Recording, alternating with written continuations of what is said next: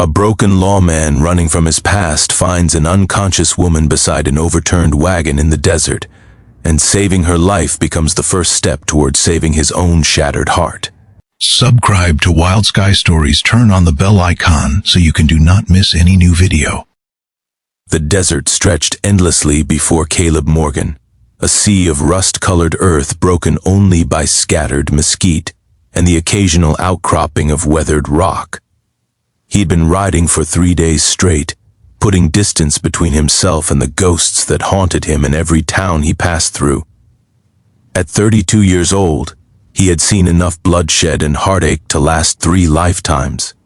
All he wanted now was peace, though he doubted such a thing existed for men like him.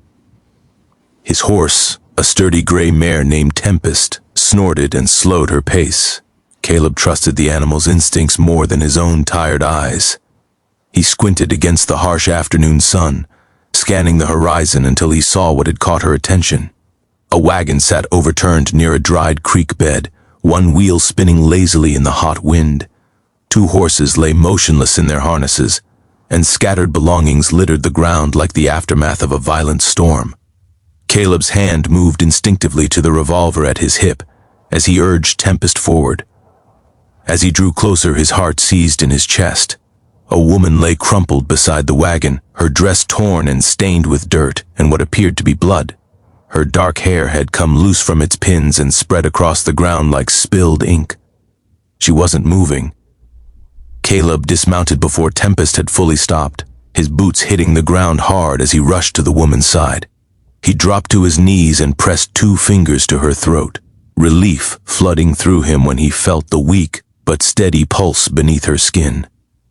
"Ma'am?" He brushed the hair from her face, revealing delicate features marked by scratches and a darkening bruise along her cheekbone.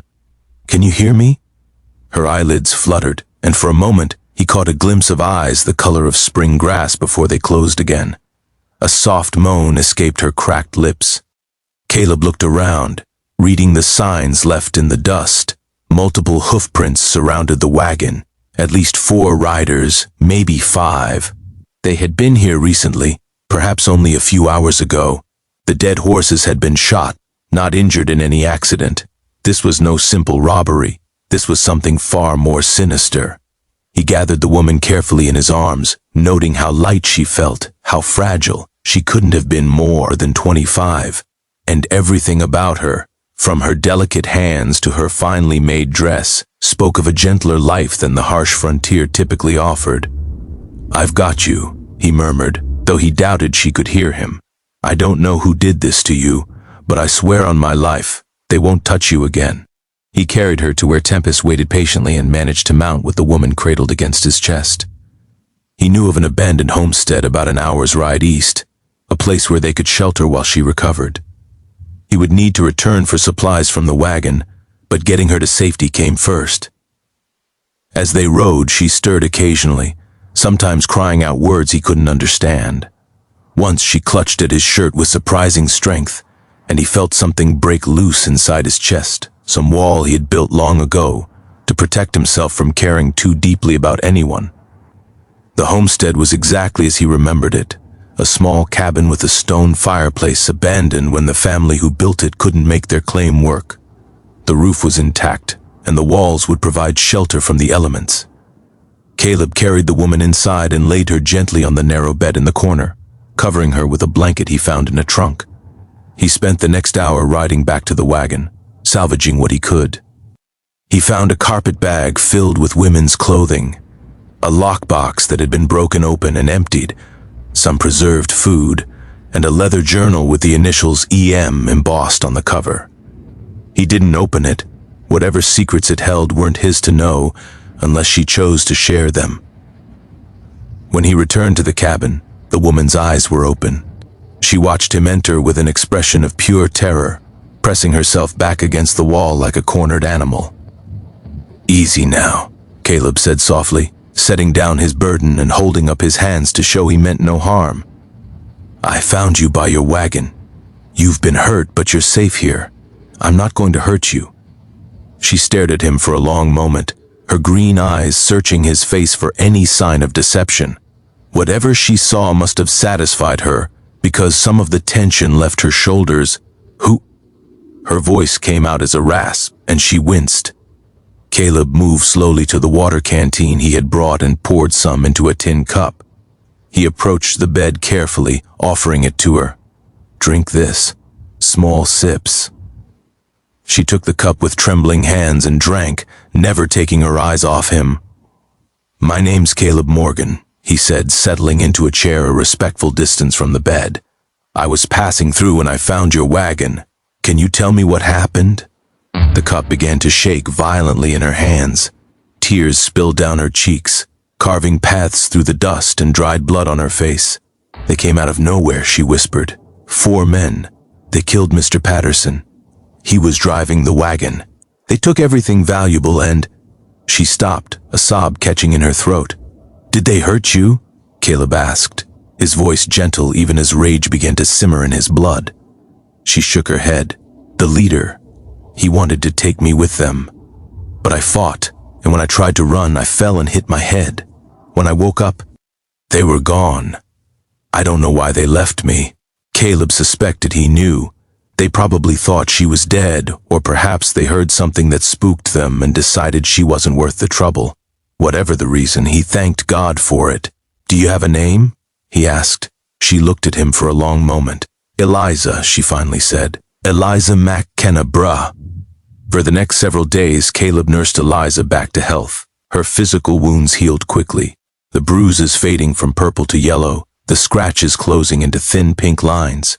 But there was a deeper wound that he could see in her eyes, a fear that lingered even as she grew strong enough to walk around the cabin. He learned her story in pieces, gathered like fallen leaves. She had been traveling from St. Louis to San Francisco, where her father had arranged for her to marry a man she had never met, a wealthy merchant twice her age, who saw her as nothing more than a trophy to display. She had no family left in the East, and no choice but to comply with her father's dying wish. "He thought he was protecting me," she explained one evening, as they sat by the fire, eating a simple meal of beans and biscuits. "He believed that marrying me to a rich man would secure my future. He didn't understand that there are worse fates than poverty." Caleb watched the flames dance in her eyes. "You don't have to go to San Francisco," he said quietly. Eliza laughed, but there was no humor in the sound. "And where would I go? I have nothing now. The men took everything, all the money my father left me, the jewelry that was supposed to be my dowry. I have no means to support myself, no skills that would earn wages. What choice do I have?" "There's always a choice," Caleb said. "Sometimes we just can't see it yet." He told her his own story then, the weight of it heavy on his tongue. He had been a sheriff's deputy in a small town in Texas, dedicated to upholding the law. But when a wealthy rancher's son committed murder, Caleb had been ordered to look the other way. He refused, and his reward was a bullet in his shoulder and the death of his young wife, caught in the crossfire of a feud that never should have been hers to fight. "I've been running ever since," he admitted, "trying to outpace the guilt, the grief. I keep telling myself that somewhere out there's a place I can stop running, a place where I can finally rest." Eliza reached across the space between them and placed her hand over his. The touch was electric, sending warmth flooding through his veins. "Maybe we've both been running towards something instead of away from it," she said softly. "Maybe we just didn't know it." That night, Caleb lay awake on his bedroll by the fire, listening to Eliza's quiet breathing from the bed. He had known this woman for barely a week, didn't know her favorite color or the songs she liked to sing or how she took her coffee, but he knew the way her eyes lit up when she laughed, the gentle strength in her hands as she dressed her own wounds, the fierce determination that had kept her alive when lesser spirits would have given up. He knew the way his heart beat differently when she was near, as if it had been waiting all this time to find its proper rhythm. He was falling in love with her. The realization should have terrified him. Instead, it felt like coming home. A week later, Caleb rode into the nearest town for supplies. When he returned to the homestead, he found Eliza standing in the doorway with her carpet bag packed. dressed in a clean traveling dress she had salvaged from her belongings. His heart plummeted. "You're leaving?" She nodded, her eyes bright with unshed tears. "I've imposed on your kindness long enough. The stagecoach comes through town tomorrow, and I still have enough coins hidden in my bag's lining to pay for passage. I should continue my journey." Caleb dismounted slowly, trying to find the words that seemed to have fled from him entirely. He walked toward her, stopping just a few feet away. "To San Francisco? To marry a stranger? What else can I do? Stay." The word fell from his lips before he could stop it. "Stay here, with me." Eliza's breath caught. "Caleb, I know it's madness," he said, the words pouring out like water through a broken dam. "I know I have nothing to offer you except a borrowed horse and a past full of ghosts. I can't give you the security a rich man could, or the kind of life you were raised to live. But I can give you this." He placed his hand over his heart.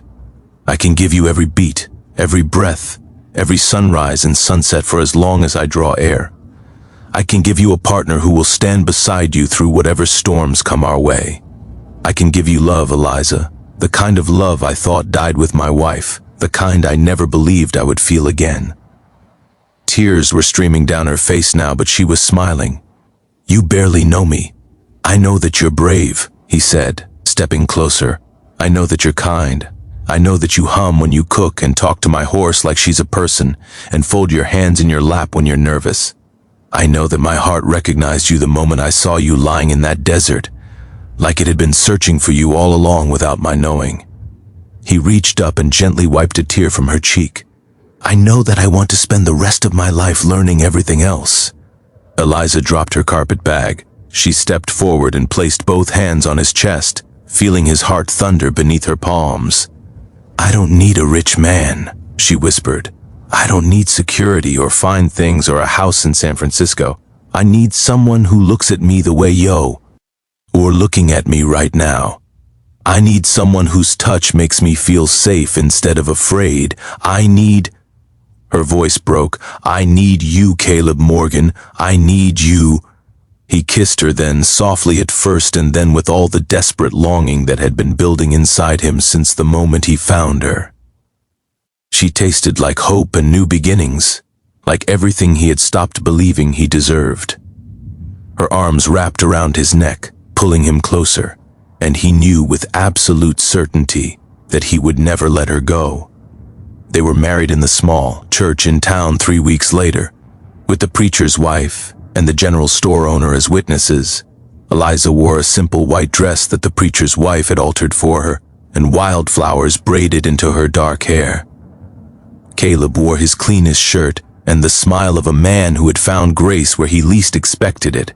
They built their life on that abandoned homestead, turning it into a home through hard work and shared dreams. Caleb filed a claim on the land and began raising horses, his gentle way with animals earning him a reputation throughout the territory. Eliza planted a garden and learned to bake bread and discovered that she had a gift for healing that drew neighbors from miles around when sickness struck. In time, the cabin expanded.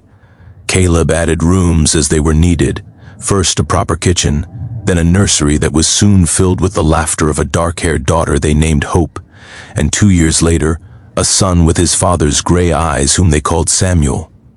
On quiet evenings, Caleb would sit on the porch with his wife beside him, watching their children chase fireflies across the meadow.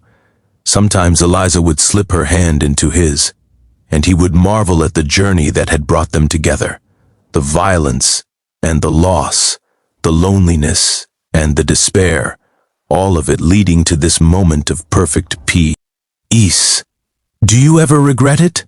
Eliza asked him one such evening, as the sun painted the sky in shades of orange and pink. Stopping for a stranger by a broken wagon, Caleb raised her hand to his lips and kissed it softly. "You weren't a stranger," he said, "not to my heart. My heart knew you from the very beginning. It just took my head a little while to catch up." She laughed, that musical sound that still made his pulse quicken after all these years. "What would have happened if you had passed by?" If you had kept riding and never looked back. I couldn't have, he said with certainty. Something would have stopped me. Fate, destiny, God, call it what you will. We were always meant to find each other, Eliza. In this life or another, I would have found my way to you. She rested her head on his shoulder, and together they watched the stars emerge one by one, the vast Texas sky stretching above them like a promise. He had ridden into that desert a broken man, running from his past with no hope for his future. He hadn't known her name that day, only that she needed saving. But what he hadn't realized, what he couldn't have known, was that she would save him right back. She had given him something to fight for, someone to come home to, a reason to stop running and finally stand still. And in that standing still, he had found everything he ever wanted.